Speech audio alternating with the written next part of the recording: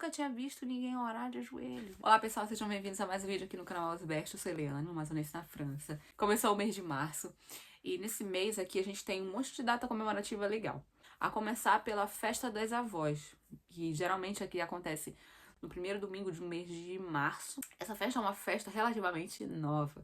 Ela começou no ano de 1987, a partir de uma programação da marca de café.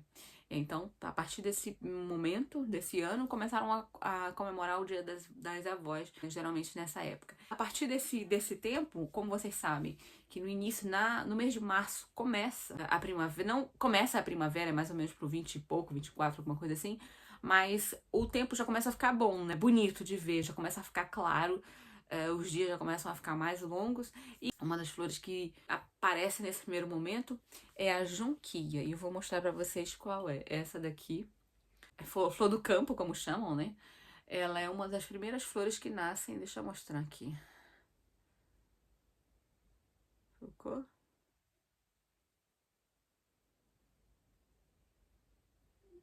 Fica tudo amarelinho, coisa mais linda do mundo. Bonita. Então essa flor é a flor que representa, é a flor dessa festa, né? Festa das avós. E aí eu fui então pesquisar a respeito de por quê. Essa é uma das primeiras flores da estação e é uma flor resistente. Então nesse período, né, os dias, já falei, os dias ficam claros, mas continua frio. E muito frio durante a noite e no começo da manhã também. E essa flor é uma flor que ela resiste, apesar de fazer às vezes, né, temperaturas muito baixas à noite, ela não morre nesse período. Por isso então representa as avós, né? E aí eu comecei a estudar um pouco a respeito desse assunto, porque a gente vai trabalhar com as crianças no domingo, isso que é a festa, né?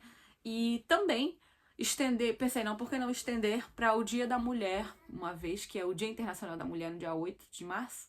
Pensei, por que não estender, uma vez que ser avó é só mais uma fase na vida da mulher, né? Comecei então a procurar o que eu ia dar para as crianças como lição. Me veio ali a história da Lloyd, Eunice e Timóteo. Comecei a procurar, né, coisas a respeito deles para tratar ali, fazer como uma história, para trazer como lição para as crianças. E é tudo aquilo que a gente tem falado ultimamente por aqui. O que vale realmente é o ensino que a gente dá dentro da nossa casa. Vocês me acompanham por aqui nos outros vídeos, vocês devem saber que vira e mexe eu tô falando sobre esse assunto, né? Sobre ser cristão de verdade dentro de casa, porque isso é que vai fazer com que os nossos filhos queiram ser como nós. Ou queiram ser como nós, ou não queiram ser como nós. Me converti ainda na minha juventude, né? E sempre, então, tive o hábito ali de buscar Deus e tal. Depois que a Charlotte nasceu, vocês sabem que quando a gente tem filho pequeno, é bem complicado da gente manter a rotina que a gente tinha antes. Agora é uma outra realidade, né? Corre pra fazer os quefazeres com a criança, aquele negócio todo, né? Tem sempre o que fazer. E então, findava que o meu devocional era feito em off. Tipo, quando eu tava trabalhando, eu tava ouvindo meu devocional, ouvindo a Bíblia, ou mesmo quando eu chegava em casa, mas assim, momento que não tava com elas presentes. Um dia eu cheguei na igreja, a Charlotte pequenininha, e ela viu um irmão orando de joelho. Ela caiu na gargalhada. Mas uma gargalhada tão gostosa assim. Ela achou muito engraçado ele de joelho, ela nunca tinha visto. E ela falou em voz alta: o que ele tá fazendo ali? Eu fiquei com uma vergonha do tamanho do universo. Porque eu fiquei pensando, ele tá orando. Só que ela nunca tinha visto ninguém orar de joelho. Ela nunca tinha me visto orar de joelho. Aquilo foi como se fosse um tapa na minha cara. Tipo assim, o que adianta você ser crente em off? Porque é assim que eu tava sendo, crente em off. Elas não viram eu fazer nada. Porque até as músicas que eu ouvi, sempre todo mundo, quem me conhece pessoalmente, sabe que a Taylane tá sempre ouvindo uma música. Até uma tia minha veio me visitar na época, há uns anos atrás, e tava nessa expectativa. Bem, todo mundo sabe que a Eliane vive sempre ouvindo música. E perto dela ir embora, ela falou: engraçado, né? Eu não ouvi nenhuma das músicas que todo mundo diz que tu ouve. Fiquei assim, já era outra coisa, já nem queria ouvir, assim, eu continuo ouvindo, sempre ouço música, mas por conta da realidade que eu tava vivendo, eu não estava, eu tava continuando fazendo aquilo que eu sempre fiz, mas as outras pessoas não estavam vendo. E isso foi um choque pra mim, porque eu continuei fazendo, pra mim, ó, as minhas coisas não mudaram nada, Mas eu estava refletindo, ou não refletindo, no caso, né, dentro da minha casa. Minha filha não reconheceu uma pessoa orando de joelho. Isso foi um baque pra mim, sabe? Eu fiquei, como dizem os portugueses, fiquei pior que estragada. E aí, então, eu procurando a lição do que ensinar para as crianças no domingo, né, encontrei essa hora de Lloyd e veio mesmo a casar com tudo que eu tenho falado, com tudo que eu tenho falado no meu coração, né? Que é dentro de casa que a gente tem que ensinar. Porque é aqui, ou é aqui é a base de tudo. Ou do que eles vão querer, ou do que eles não vão querer. E quando eu vejo, né, quando Paulo fala ali que ele lembra, quando ele tá falando ali na última carta dele para Timóteo, né, porque logo depois dele ele morreu, ele fala que ele lembra do Timóteo e lembra da fé, habitou primeiro na avó dele, depois na mãe dele, e então nele.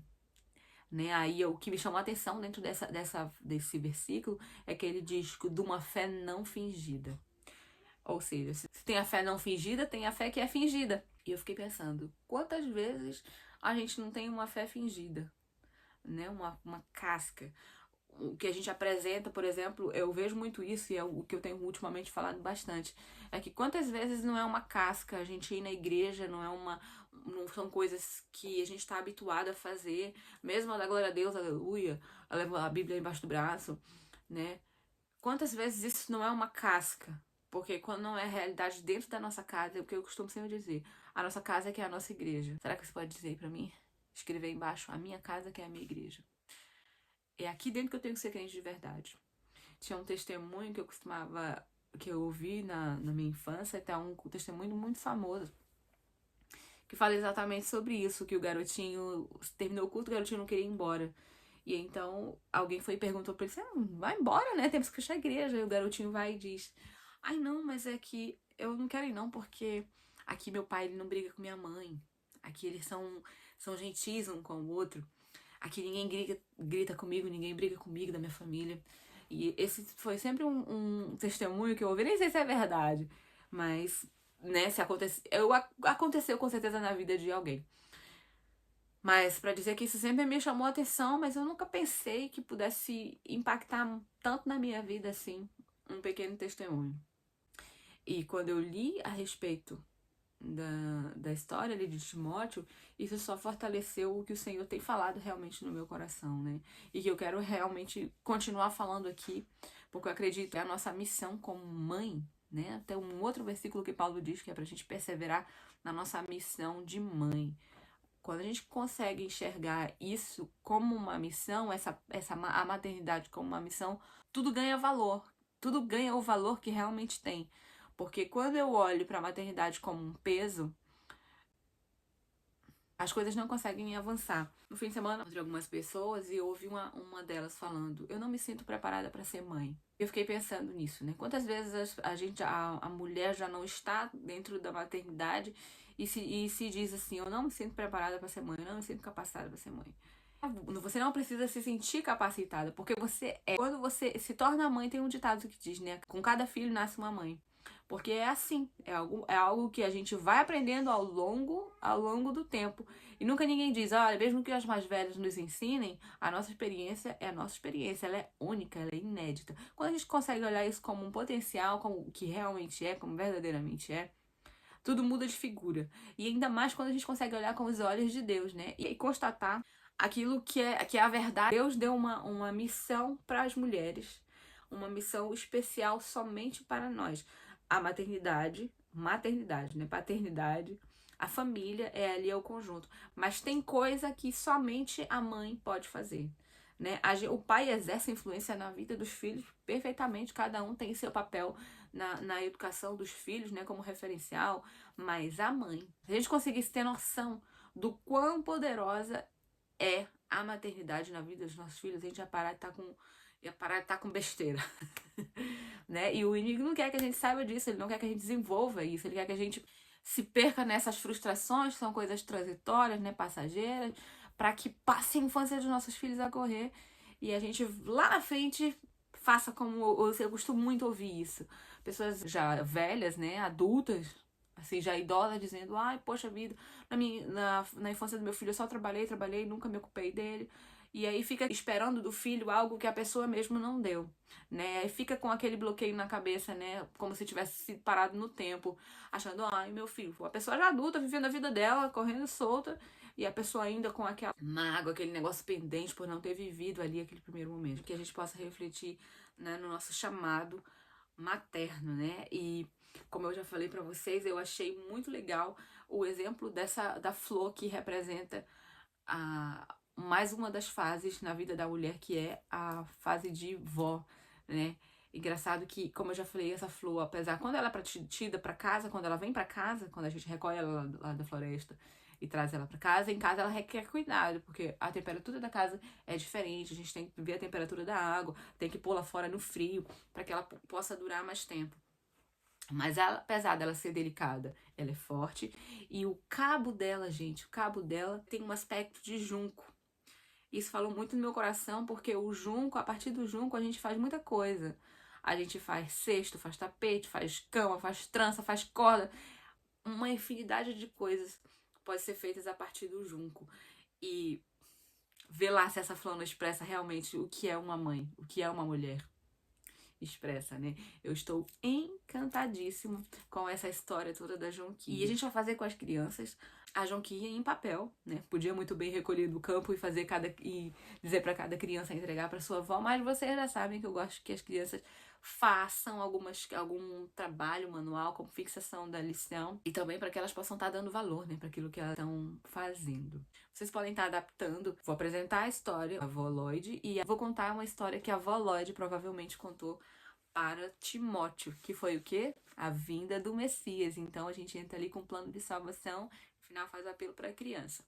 E vocês também podem estar usando tanto para trazer como lição para as crianças, como também para trazer lição para um culto de mulheres, né? Falando aqui a respeito dessa flor, que é a flor que representa ali uma das fases maravilhosas da vida da mulher, que é ser grande mãe. Engraçado.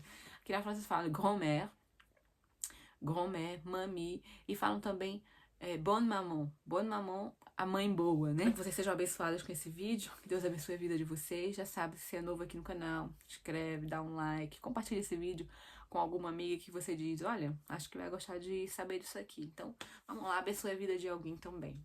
Deus abençoe vocês, até o próximo vídeo. Tchau, tchau.